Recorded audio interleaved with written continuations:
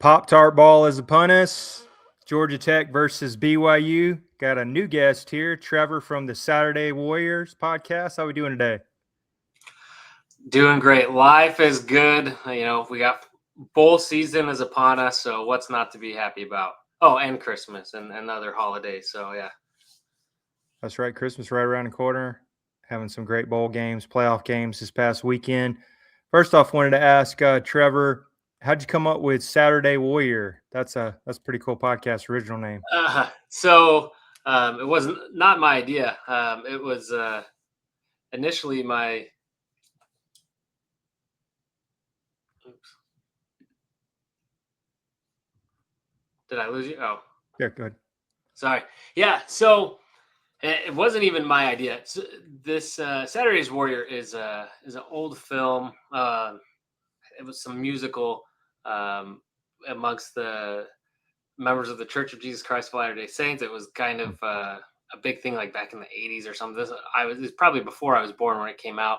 I don't even know if I've seen the whole thing, but somebody else made the comment. My brother-in-law, well, my brother's brother-in-law made the comment. That'd be a great podcast name. He didn't know I was thinking about doing this at the time. I was like, well, that is a good one. So I just ran with it. Yeah, appreciate that. That's awesome. It's always good to come with a name. Yeah, Doghouse Podcast. I think it's other Doghouse podcast with different content on. So I had a original name years ago was a less political name, and I'm glad I changed it when I did. So it's this is a better fit for now. Okay. I'll take your word for it. I didn't want to go down that rabbit hole, but anyway. Yeah, make sure to like, subscribe, share the Doghouse Podcast. We've been growing this year. A lot of good comments. Also, before we jump in the preview here, Trevor, I got to ask it, favorite Pop-Tart, if you had to pick one. This might be my hottest take all night, but and this goes back to, when I was a kid, I've always been kind of partial to strawberry unfrosted. Okay. So no frosting. I know that's going to be controversial there, but for whatever reason, I think a close second is the brown sugar cinnamon. Is our solid. Having said that, it's been probably like a decade since I've had a Pop-Tart, but I might have to change that this weekend. Yeah, there you go. Same here. Everybody ate it as a kid. I would have to say s'mores was pretty solid, especially when it kind of melted the chocolate when I was younger. And then I'd say blueberry with the sprinkles. Oh. And then what I used to like to do when it came out, the toaster, I was one of those peeled like all the brown endings, the endings around it. So just ate, like, of course, you're a little kid, just ate sweet Pop-Tart. Okay. I always thought that would have been one of those for like breadless bread, as you take the ends around the bread off. Probably similar to that, but anyway. Okay. See, I liked the crust. Maybe that's why I liked it without the strawberry or without the frosting. I don't know. But yeah, those are two flavors I haven't had. Maybe I'll have to mix it up this weekend and see if that brings some good mojo for BYU. I've went down the cereal aisle and scanned it and been in gas stations and noticed it, but never eaten a Pop-Tart recently. Same here. It's been years. All right. Well, first off, Georgia Tech versus where's the Pop-Tart Bowl? I should probably know this from my research. Camping World Stadium. Yeah. Is that Florida? Mm-hmm. Yep. So it's in Florida. Ooh, can't even remember the exact city for sure, but that is it's the old Tangerine Bowl is what it used to be. So. And then I know Notre Dame didn't get involved, but I did hear maybe they got invited to the Pop-Tart Bowl and they didn't want to be known or whole part of the whole thing of opting out, I guess, or deciding not to. They took their ball and went home as they didn't want to go to the Pop-Tart Bowl, is a rumor I heard. They didn't want to be like, hey, Notre Dame ended up in the Pop-Tart Bowl. So somebody had to take it. It's wild to me. It is beyond me. And I'm used to, a lot of these bigger, more blue blood fan bases, seem to have can sometimes look down on other programs and stuff, and you're kind of used to that, and you've earned it, whatever. But this was another level in my interactions with Notre Dame since this went down on Twitter. Notre Dame fans, I should say. It is just another level of egotism that I've seen, and just lack of self-awareness, because they were upset that they weren't, that they didn't get in the playoff, which I think is completely fair. Like the committee had signaled to them based on what the committee had told them, they felt like they were squarely in, and then they kind of changed their mind last second and put Miami in over them, which I think makes sense. Miami had the head-to-head. They were very similar in a lot of categories. Where I don't have a lot of sympathy for them is that BYU was better in almost every metric against Notre Dame, and I feel like BYU, if anybody had a real complaint about not getting into the playoff, it was BYU, based on the metrics that the committee said were important. But BYU wasn't even included in those conversations. But yes, I see why Notre Dame was upset. I think they're not wanting to. I've heard, well, we don't want ESPN to make more money off of us, and so they were upset about that, which is crazy because their program would benefit financially. I mean, no, you're not in the playoff, but this is still one of the top top non-playoff bowl games out there. And then to feel like it's beneath them, maybe because it's silly, they made a big show of it. I think it's a lot of fun. At this point, we know anything outside of the playoff in a bowl game is pointless. It's a glorified exhibition game. The Pop-Tarts Bowl has at least made it fun and entertaining. In its short time in existence, those have been games that have been fun, and they've made it kind of appointment television viewing. Like, this is something that's been a lot of fun. So I think for Notre Dame and BYU to square off as the first two teams left out of the playoff would have been a great venue and a great chance for both teams to come out and show what they have and say, hey, you guys made a mistake leaving us out. And so not taking that opportunity, it does. It seems like cowardice. It seems like, you said, taking their ball, going home, just whiny, entitled. And their fans have just echoed that sentiment every interaction that I've had or seen out there. But what's most crazy to me, aside from all of that, is I can't imagine how those players, those guys that aren't going on to the NFL, those seniors who are finishing their career, who played their last game against Stanford, believing that they would be putting on their uniform one more time, believing that they were going to suit up and play again, and then to have that, and it's just gone, like not even knowing that it wasn't going to be there. And granted, no, the Pop-Tart Bowl wouldn't have been the playoff. Yes, it would have been disappointing, but you'd still think you'd want that chance to suit up again, that chance to go to, and I just looked it up. It was Orlando, Florida, to go have a week, go get all the swag, go do the activities, go be with your team one last time and suit up and have that. And then take that from them. If you're like, fine, we don't need the money from the bowl game, whatever. We don't need the extra practices. We don't need the chance to develop more talent. We don't need all of that. At least think of the players. So that to me is just wild. Yeah. Yeah. All that is great points. I just think it's not a good look overall. And,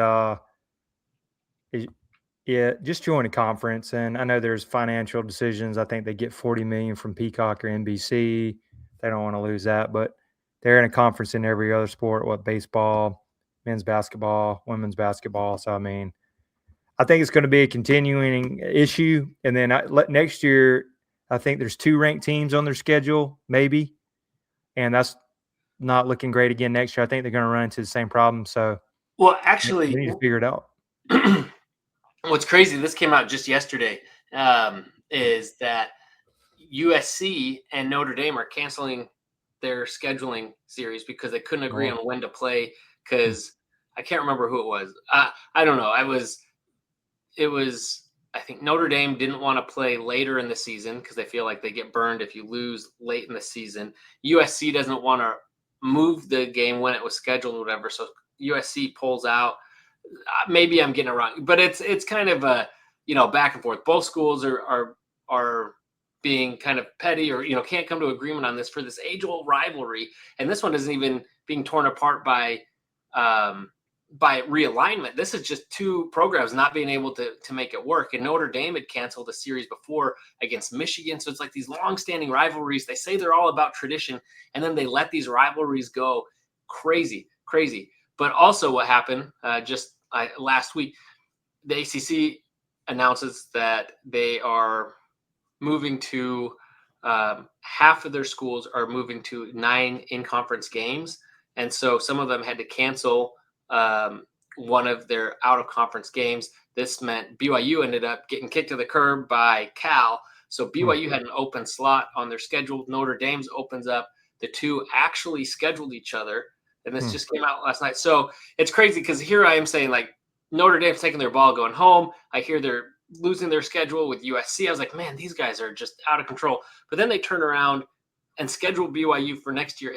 And Notre Dame has not lived up to its scheduling agreements with BYU in the past. We've been trying to lock them down from the independence era of playing them at home, and they just kept kicking it down because we played them in Notre Dame. Was a great, low-scoring game. Two very defensive teams at the time. BYU loses it. Notre Dame never plays the return game. Finally does it back in is it 21 maybe, but they don't in Provo. They want to play it in Vegas, but then they got like 75% or something like that of the tickets to sell to their fans or whatever. And it was just like all these concessions. So the fact that they scheduled BYU and that next year is going to be the game in Provo, so they can't do hey, we're going to play in South Bend this year and then not, then just kind of here's your buyout for your game that we were supposed to do in Provo. They're actually coming to Provo next year. So I'm actually really surprised about that. And that's great. I think both programs can really benefit from that, and it'll be a chance to do, whoever wins is going to have a very solid win, and whoever loses that game, again, you're going to have your famous, quality loss that you guys in the SEC love so much. So, it's a win-win, I think. Yeah, good for you guys. Maybe I think you'll have half the nation, all the nation pulling for you. So yeah, maybe you'll smack them around. Yeah, I mean, Notre Dame has not done themselves any favors with the way they've acted recently. So it's crazy. I mean, yeah, I don't know, but it should be a good one nonetheless. Yeah, that's interesting. And then looking at Pop-Tart Bowl, I believe it's BYU -4.5 going against Georgia Tech, who gave my Georgia Bulldogs, a little scare there. It was only 16-9, very closer than the experts thought. They did shut down Haynes King. It's Haynes King's swan song. He played really well there. Heisman Trophy candidate earlier in the year, and then I know they dropped, I think, three losses kind of at the end there. But it'd be interesting to see because they lost a lot of their offensive staff. Buster Faulkner going to Florida. I think some of their other guys, looks like Chris Winkie, I think, is going to be calling the plays. How about on BYU's side? How many opt-outs are you going to kind of hold the team together? How's that looking for you guys? So I don't know of any opt-outs. We do have, and news just came out today, and I'm not surprised at all on the one, but we'll be without our two starting, or our top two running backs. And LJ Martin was arguably, when healthy, BYU's best player this year. Like 1,300 yards rushing right here, 1,305. Yes. He's a stud. He was injured. He came back. I believe it was something with his shoulder blade. I've heard conflicting things, but regardless, he had some injury, ended up coming back. He was not really at full strength the first time we played Tech, really, or throughout the rest of the season, but got well enough that he could, that he played and continued to, his very impressive season. But he'll be missing it. I heard, I don't think this was in the report, but I heard it somewhere on the side that he's got that operated on and was already trying to get healthy for presumably going to the NFL draft. He still has another year of eligibility. We'd love to have him back, but honestly, it's probably the smart thing, especially for running backs this day and age, and especially with his health history, to strike while the iron's hot and go. Go live his dreams. So that's probably what he's up to. The other running back was surprising. He'd missed most of the season, so we'd really been playing with only one real serviceable running back most of the season. And he finally got back healthy for that last game against Texas Tech, and apparently got re-injured. So he's out as well. So we'll be very thin.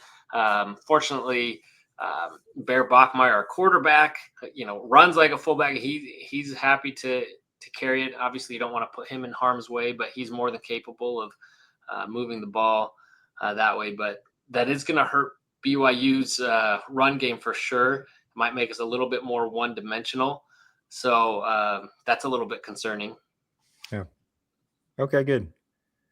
And then for a lot of people maybe that hasn't watched, BYU on the West Coast, what's some strengths and weaknesses? And in this matchup, how are you feeling against Georgia Tech? Pretty much to me, Haynes King's the whole team, but this might look like a completely different offense with their Buster Faulkner leaving for Florida.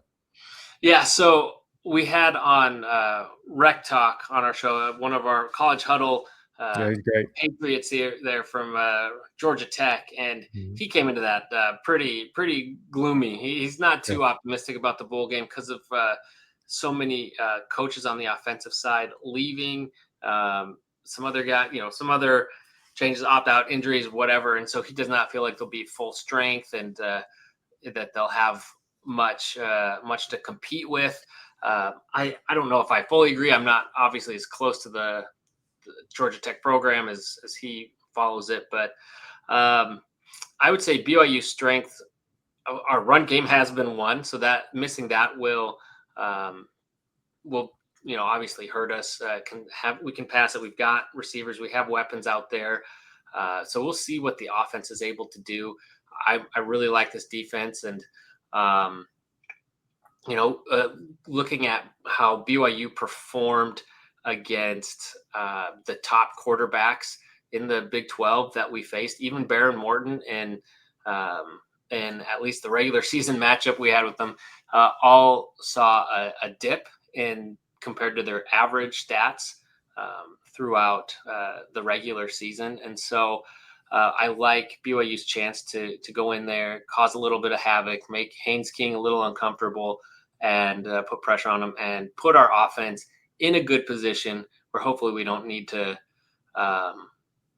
rely so heavily on the run game. Because honestly, to tell you the truth, BYU, that's something they've done well at, is controlling time of possession, getting a lead. It doesn't even have to be a big lead, but getting the lead and just continually running the rock, wearing down the defense, and holding the ball, owning the clock. And, while in the first half, maybe it's a little bit more back and forth, by the time you get to the end of the third quarter, the fourth quarter, and the other defense is worn down, then it's kind of becomes an avalanche, which is exactly what Texas Tech essentially did to BYU. They just out BYU'd BYU in their own game, and we saw things fall apart. And so, again, without the really strong run game, I am a little worried in that regard, just because that's so core to BYU's identity this year. Having said that, I do think that there's a lot of other weapons on offense for BYU to utilize. Yeah, and then Georgia, watching Georgia Tech play Georgia, they definitely got up for them. I felt like they were really motivated. That was kind of like their Super Bowl, because before that they struggled a whole lot. NC State put 500-600 yards on them. They struggle a lot. Haynes King's going to be very resilient. He's probably going to get up for his last game. You can move the ball on their defense, so it will be an interesting game to watch. And wanted to put you on the spot. What's your score prediction for the game? Oh, we didn't even do that the other night when we talked to Rec Talk. I should have had something queued up here. Give me 1 second. Let me look at. Point spreads for BYU minus 4.5. Yeah, well, and we didn't have the news of LJ Martin. I just got that today, or Sione Moa. That's the other thing. The fact that we're out, not even our number 2 running back, and nobody else has really been able to give us too much. Let me look. They've struggled a little bit, and they've put up a lot of points as of late. I like BYU to get to in the 30s. Let's say, I don't know. Maybe I'm trying to do some math. What's a realistic score here? Let's say 31-21. Let's say BYU wins it by 10. Okay, I like it. 31-21, Pop-Tarts Bowl, covering the spread. So all the degenerate gamblers out there or gamblers will like that. Do not bet on my score predictions. I had last year, I started off with one where I nailed it. I was I was almost exact, and the other one was really close, and I thought I had it, and the rest of my score predictions were not so close after that. So no magic here. So don't you if you want to gamble on it, that's fine, but don't hold me accountable. I got you. No problem. And then I did want to ask that, was there any nervousness knowing that Penn State was flirting with your coach at all or offering some crazy money? Anything there? And how do you pronounce his name again? I don't want to say it wrong. Kalani Sitake. Kalani Sitake. Okay. Yeah, so it's actually a lot of those names. It's hard because they have a lot of vowels, and we're not as familiar with it generally. But when you start looking at it and break it down, it's actually pretty phonetic, pretty consistent there. Yeah, so the Penn State issue. When I first heard it, I just rolled my eyes. I was like, "This is just another one. People are trying to make stink of this, and it's nothing." And then there was a couple people who I think are connected that I started seeing panic a little bit on Twitter. And so then I reached out to my source and I was like, okay, I'm seeing these guys say stuff. How nervous should I be? He's like, don't be too nervous. Um, this is real, but don't be too nervous. And I just kept seeing stuff. And then he told me, he's like, well, it's heating up, but offers on the table. And I think it's looking good. And so I kind of I took his word, and so I wasn't as panicked as maybe some BYU fans, because we've been through this before. There were talks with USC, Oregon. His name was thrown out for UCLA earlier this season, which why would anyone want to go there? He's in a good situation, but he's a BYU guy. He played at BYU, loves Lavelle Edwards, and really sees him as his idol. He'd love to, I think, be a lifer here at BYU until he was ready to retire. So I was like, this is where he wants to be. Penn State seems like a weird fit. It's outside of really where he's ever coached, his recruiting, all of that. I don't know in terms of culture. They clearly want to develop a strong culture there, and they see themselves as being wanting to be right there with the Michigans and Ohio States of the Big Ten. Not to talk about culture issues with those schools, but you know what I mean. And so it felt like a weird fit. I just didn't really see it at first. Having said that, it really heated up. Turns out it probably was a lot more real than I ever wanted to believe while it was actually happening. So I don't know, but at the end of the day, he wanted to be at BYU. It was a matter of whether BYU was going to step up to provide what he needed to stay. Because at some point, like, the money's so big that's just generational wealth. You can't really say no to that. And I felt like BYU probably doesn't even have to match Penn State's offer, as long as they can get close and offer him other resources, which is what happened. Then he'll be a happy man, and he's where he wants to be. And what's great about a lot of it is he didn't just get a pay raise for himself. He got pay raise for his coaching staff, so he can try to retain the guys that have helped the program over the last few years turn into what it is. And also some commitments for additional resources and NIL and I think facilities and things. So all things that are really trending up for BYU and showing that the program is serious about investment in the program. So really glad he's staying. I mean, it's always a good day when you can fend off a program of that caliber which comes in and tries to get your coach. So yeah, we're really happy about that. That's good. And I think it was a win-win. You guys got to keep your guy there. He's a BYU guy. And then also I believe Penn State had a good hire with Matt Campbell. So I think it was a win-win. Yeah, Matt Campbell will probably do well. It stinks. You don't want to see a Big 12, from that perspective, getting poached or pillaged. I mean, obviously, that's our competitor. So I guess seeing them get taken down a notch, but you want to see the conference continue to go strong. But yeah, Matt Campbell will probably continue to do really well at Penn State, and he was a solid coach. So I think it worked out well for Penn State. Yeah, probably more of a natural fit for Penn State, honestly. Yeah, totally agree. I think they're pretty happy with it. And then looking at the college football first round of playoffs, couple of really competitive games. The other two, I think everybody kind of knew it was going to be a blowout. First off, starting out with Oklahoma and Alabama. Oklahoma jumping up on them 17-0 at home. Place was rocking, and then they slowly got to give it to Alabama for slowly being resilient and get back into the game. I think the pick six changes the game. there's always that stat. I think it's 89% of games the team that gets pick six wins. And then they made adjustments, and Oklahoma just couldn't do anything in the second half. Missing 2 field goals with the kicker with the Daisy Dukes on. I think he's a Broyles award-winning kicker, and it missed 2, and they just couldn't get going. So good win for Alabama. And then Miami and Texas A&M, that was a rock fight, 10-3. If you would have told me Texas A&M at home, 12 o'clock, with that stadium rocking, you only can get 3 points. I know the win was the factor, missing all the field goals. And then the other 2 were blowouts. Ole Miss took care of business over Tulane, 41-10. Early in the year, they won 45-10, so pretty much a repeat. And then Oregon was rolling on James Madison, even though James Madison did put 34 points, but I think it was 31-6 at one time, or 36. So those 2 games, I know there's a whole thing in Notre Dame, I'm sure it was on Twitter, hey, we should have got in over these, but it is what it is. But I'm really excited about the quarterfinal games. Oregon against Texas Tech. You'll kind of see who Texas Tech is against Oregon. Really good team. Indiana against Alabama. Indiana number 1 coming in off that Ohio State win. Ole Miss going against Georgia in a rematch in the Sugar Bowl. And then Ohio State against Miami, which is very interesting. What's your thoughts on maybe the quarterfinal games or round 1? Yeah, so, well, first off, the Miami-Texas A&M game, and I saw Miami fans saying, hey, if Miami were in this game, they would have dropped, 20, I don't remember what they're saying, 20 points by now. And dude, you lost to both these teams. Yeah. Shut up. But anyway, that's enough about Notre Dame. Yeah, so Miami. So here's my thing about the playoff. There are a lot of teams that are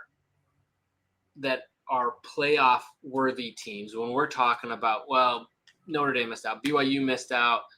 You can go down the list. There's some others that had a case, probably not as strong, but had a case. Vanderbilt, Texas, maybe. Case, man. Yeah, Vanderbilt, maybe 2 losses. Fine. Yeah. I'm not as convinced, but yes, there's teams out there all making a case, and that's fine. And I believe that many of those teams, even Utah, who wasn't really in the conversation, Utah is capable of it. Many of those teams are capable of coming into the playoff and winning at least a game. So that's not to say that they're not playoff worthy teams. There's lots of playoff worthy teams, more than 12. Having said that, there's only a handful of teams that I think are truly capable of winning the championship. And so when you look at some of these matchups, Miami, I think, is a playoff worthy team. Again, I still feel like BYU is more worthy, but I do think Miami was a playoff caliber team. And they proved it. They beat A&M, who, thought that they were pretty great this year, and they lost that game. So, but they're going up against Ohio State. I think that'll be too much. Georgia, Ole Miss. I don't know. I mean, I'm not sure I really believed in Ole Miss all season. And so I just look at these games. I just kind of see and then Indiana, Alabama. I think Indiana is legit as well. And Alabama is kind of more on that mold of a Miami. I think they're more there right now. So I see those 3 games going pretty much chalk. The most interesting game is Texas Tech and Oregon. Obviously, it's a 4-5 matchup. Obviously, I'm biased here because BYU got handled by Texas Tech twice, but I do think Texas Tech is legit, especially their defense. I know Oregon thinks that they're pretty great, although from what I saw this season a little bit, and I'm trying to look at their schedule, I think they're a little bit overrated. I mean, they barely got past Penn State, which at the time was a really good game and a great win. And they continued to ride off the coattails of that game while Penn State continued to sink lower and lower. So, they have some solid wins, but nothing overly incredible. So I do like Texas Tech in that game, but we're really I think we'll learn a lot about both these teams depending on how that game goes. Yeah, it should be really interesting. Got a question for you real quick. I heard on another podcast, and it kind of got me thinking. is so last year all the number 1 seeds with the buys lost. Do you think it's a better chance that all the number 1 seeds that got a bye lose again, or is it a better chance that they win all their games? Like what you said, all the favorites win. Yeah, I I still like the higher seeds in these games. Um, I I just don't see it. Like last year, 4 games, like, and everybody used that as like a trend. Was it all 4 of them, or was it? Yeah. It was all Nope. 4 of them. Okay. Ohio I knew. State was ranked 6th. They ended up just getting hot, man. They were a buzzsaw on the national Oh title. They yeah. were ranked 6th. So yeah, I was like, that's such a small sample size, and for us to like take, oh, this is the way it's going to be. Now, if it Yeah. happens 2 years in a row where a majority, or if this year, even if half of them, I wouldn't be fully convinced. It would have to be 3 of them, 3 or 4 of them would have to lose. The buy teams, that is, would have to lose this year for me to like really start buying into that. I think at this point, if you see a couple of them win, especially with like a 4-5 and a 3-6 matchup, I wouldn't put too much stock in that just yet. And so I just need more data, I guess, at this point to see that. But so I would say it's more likely that all of the buy teams win this year than seeing all 4 of them lose again. But what do I know? We'll see, and that's the great part about it, is that's why we play the game. Yeah. Let's play it out. We don't have to just imagine it on paper. Like, we get to actually watch them play it out. Yeah. Yeah. Appreciate it. All right. You being a Big 12 guy, Trevor, on the hot seat, who's your 2 teams that make the national championship and who wins if you had to pick? Oh, We got you a neutral guy, so I know you won't be too much of a homer.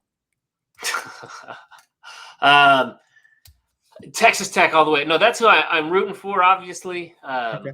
it'll validate BYU a little bit, but no, I mean, right now it's hard to pick against Indiana and Ohio State, but then again, the Big Ten is so top heavy that it's really hard to say. Like, are they really as good as they look? They seem to be.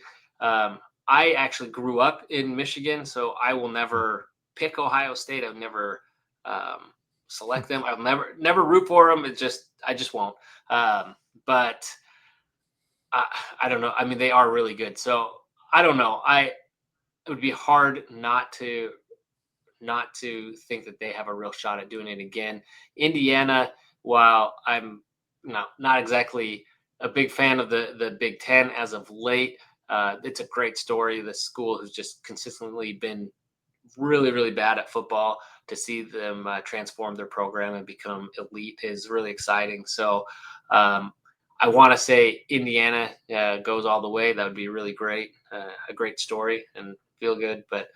Um, but I am on a Bulldog podcast, so I do want to say that Georgia, obviously, I told you I had them making it to the next round, and I'd be rooting for them over Ohio State if that's who they face. So I don't know, but yeah, I would say most likely um, one of those probably 3 teams, it feels like, is probably best positioned to win it all. I don't see Ole Miss. Maybe getting rid of Lane Kiffin is addition by subtraction. Who knows? And I just don't think uh, Oregon, Alabama, and Miami are really built for it. I think Texas Tech is good enough. I think with their quarterback Baron Morton being a little hobbled, their offense is definitely good, but their defense is what's carrying that team, and that goes a long way, especially in this postseason. Yeah. But we'll see if their offense is able to do enough to complement that defense and help them make a deep run into the playoff. But yeah, those 2 Big Ten schools, I don't even want to say the one, and Indiana, they're really legit, and Georgia looks really solid right now too. If you don't think too much about that Georgia Tech game. Yeah, we're still high off the belt to ass 28-7 over Alabama. We're still riding high on that. We're getting, hopefully get some guys back and we're healing up. But yeah, I like the matchup against Ole Miss. I think we got a favorable bracket, but we'll see. Yeah, you definitely avoid, having Ole Miss, and then if you had to choose Ohio State and Indiana, like, I'd rather be on Ohio State side of the bracket, Yeah. right there. So I think that's you got it set up about as well as you can, and you get to play in the Sugar Bowl, which is pretty cool. That's because I'm looking at it. I mean, that's where the SEC, traditionally is slated is to play in the Yep. Sugar Bowl. So that's a good one. I'm just thinking about how these played out. Indiana getting to play in the Rose Bowl, which is not big. Well, I guess it's now Big Ten territory, but not really in Indiana's wheelhouse. But getting to play in that traditional Big Ten bowl game is pretty good. And then, yeah, I mean, Ohio State, Miami, Cotton Bowl. I mean, neither one of them has any.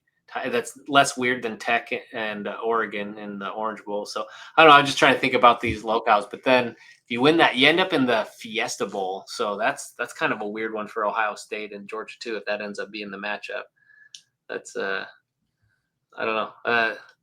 But it doesn't really matter. I think both fan bases are going to show up big time for those games. So Yeah, I'm excited. interesting.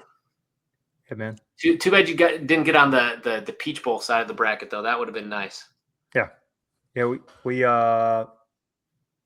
played there. Yeah, we played SEC championship game. Yeah, we play in Mercedes-Benz a lot. Yeah, that would have been like a home away from home. Yeah. My brother's in Atlanta, and regardless of who's playing, he likes to go to the Peach Bowl every year. Okay. It just always goes, and so Nice, man. we'll see. That makes us even harder watching Texas Tech go and potentially be like, oh man, what could last year? Same thing. Arizona State ended up going for the Big 12 and playing in the Peach Bowl. I just thought, man, BYU, man, I could have been at this game, but. Anyway, it is what it is. No sense pulling an Uncle Rico and wishing he could go back. So that's right. Yeah, appreciate you coming on today, Trevor, and good luck to your Cougars. And how do we follow Saturday Warrior podcast? Yeah, so find me. I've all my content's on YouTube. I've also got Twitter. You can see if you're watching, you can see my handle there, and I should, let's see, that is my full YouTube handle right there on Twitter. It's at Sats War BYU. I need to change that, make that a little bit easier. It was like a contraction of it because I didn't have enough space. So anyway, but yeah, come check me out. All my content, we're out. We usually go out Monday nights, but we go live right after games to react, and so we'll be on Saturday after the bowl game, as well as a lot of other content, breaking down realignment and whatnot, all the other good stuff out there. So yeah, please come join us. Love talking college football and not just BYU, not just Big 12, but all together. So, but yeah, appreciate you having me on too. Yeah, appreciate you coming on, Trevor. Yeah, check those guys out on Saturday Warriors on Twitter and YouTube, getting close to that 2,000 subscribers, which is impressive.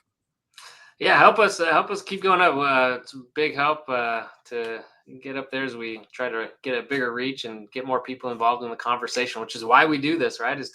We love the conversation, love getting involved with everyone out there watching as well. That's right. Appreciate it. Hope you have happy holidays. Go Cougars, and hopefully you get you a Pop-Tart for the Pop-Tart Bowl. Yeah, that's right. I'll be eating Pop-Tarts. Appreciate it. Yeah, man. Appreciate it. All right. Thank you.